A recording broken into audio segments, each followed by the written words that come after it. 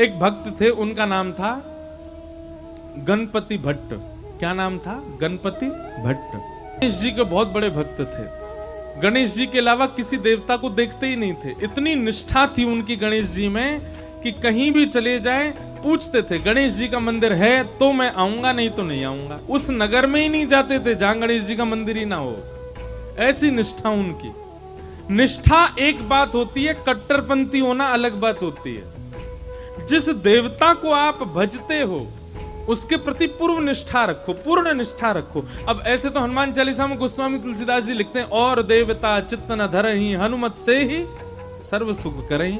अब इसका अर्थ क्या है कि और देवताओं को मत पूछो, ऐसा नहीं है। ऐसा कह रहे हैं गोस्वामी जी, यदि आप हनुमान जी के उपासक हो तो एक बार पूर्ण निष्ठा से श्री हनुमान जी को ही भज के देखो, हनुमान जी के प्रति भाव रखो। इसका मतलब यह है कि फिर गणेश जी के पास जाओ ना तो गणेश जी से भी प्रार्थना करो, हे गणपति भगवान हमारी हनुमान जी में और निष्ठा बढ़ जाए। फिर महादेव के पास जाओ तो महादेव से कहो, हे महादेव हमारी हनुमान जी में और प्रेम हो जाए। कभी देवी के मंदिर में जाओ तो देवी से भी जाके ये प्रार्थना करो, हे वैष्णो देवी मैया हनुमान जी से हमारा और प्रेम हो जाए। अब आप जा तो सब जगह रहे पर हर जगह मांग क्या रहे? अपने इष्ट से प्रेम। इसको कहते हैं निष्ठा। क्या कहते हैं?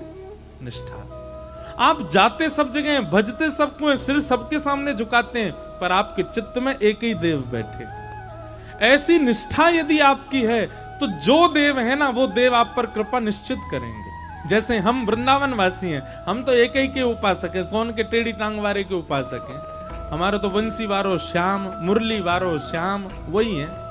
तो गणपति भट्ट नाम के भक्त थे। आप जगन्नाथपुरी गए, किसी ने आपसे कह दिया जगन्नाथपुरी में तो गणेश भगवान विराज रहे हैं, तो गणपति भट्ट पहुंच गए जगन्नाथपुरी। अब जगन्नाथपुरी जाकर के लोग बागों से बोले, हाँ भैया गणेश जी कहाँ विराज रहे हैं, मुझे दर्शन करना है। तो किसी ने कहा, बोले ओहो तुमको किसी ने बुद्धू बना दिया है, यहाँ गणेश जी का मंदिर थोड़ा ही है, जगन्नाथ भगवान तो साक्षात श्री कृष्ण है। अब जैसे ही सुना कि जगन्नाथ भगवान श्री कृष्ण हैं, गणपति भट्ट तो बड़ा व्याकुल हो गया। समुद्र किनारे जाकर के बैठ गया, बोले कि मेरे साथ तो छल कर दिया, मेरे साथ कितना बुरा अत्याचार किया। गणेश का नाम लेकर के मुझको जगन्नाथपुरी बुला लिया और यहां तो भगवान कृष्ण का मंदिर है। इतना व्याकुल हो गया, अपने चित्त पे हाथ रख के गणेश जी का स्मरण करने लगा, हे गणपति भगवान मेरी निष्ठा टूट ना जाए, मेरी अनन्य भक्ति टूट ना जाए, मैं सदा आपका ही रहूं, कृपा करना नाथ। उसकी निष्ठा पर जगन्नाथ भगवान इतने रीझ गए। वो निष्ठा किसमें रखता है? गणेश जी में। पर गणेश जी के प्रति निष्ठा इतनी अटूट थी कि जगन्नाथ भगवान उससे रीझ गए और जगन्नाथ भगवान ने मन बनाया, बोले कि ये इतना गणेश जी का उपासक है, मुझे इससे मिलना है। और जगन्नाथ भगवान एक नन्हे से बालक का रूप धारण करके गणपति भट्ट के पास आ गए। भैया तुम क्यों रो रहे हो? बालक बन के आए। गणपति भट्ट कहने लगा, क्या बताऊं, मेरे को गलती से यहाँ भेज दिया, मुझे बोला था कि मंदिर में गणेश भगवान है, पर यहाँ तो श्री कृष्ण बैठे हैं और मैं तो गणेश जी के अलावा अब किसी को नहीं मानता, मेरे इष्ट तो केवल गणेश जी हैं। तो भगवान छोटे से बालक के रूप में गए थे। गणपति भट्ट से बोले, अरे नहीं, तुमसे किसी ने झूठ बोला है, यहाँ जगन्नाथ जी जो हैं वो कृष्ण नहीं है, वो गणेश जी ही हैं, तुम जाओ, जाकर के उनका दर्शन करके आओ। गणपति भट्ट बोला, किसकी बात मानूं? मुझसे कोई कह रहा था कृष्ण है, तुम कह रहे हो वो गणेश जी हैं। तो बालक ने कहा, एक काम करो, तुम किसी की बात मत मानो, आंख पे पट्टी बांध करके चलो और गणेश जी के सर्वांगीण अंग का तुमको अनुभव है, लंबी सूंड है, बड़े बड़े कान है, तुम छी करके जगन्नाथ जी को देख लेना। अगर उनकी सूंड लगे, उनके कान लगे, लंबोदर लंबा पेट लगे तो अपनी पट्टी खोल के दर्शन कर लेना। गणपति भट्ट बोला, हाँ ये काम करता हूं। तुरंत उसने आंख पे पट्टी बांधी और जगन्नाथ जी के मंदिर में पहुंच गया। तो गणपति भट्ट को भीतर ले गए।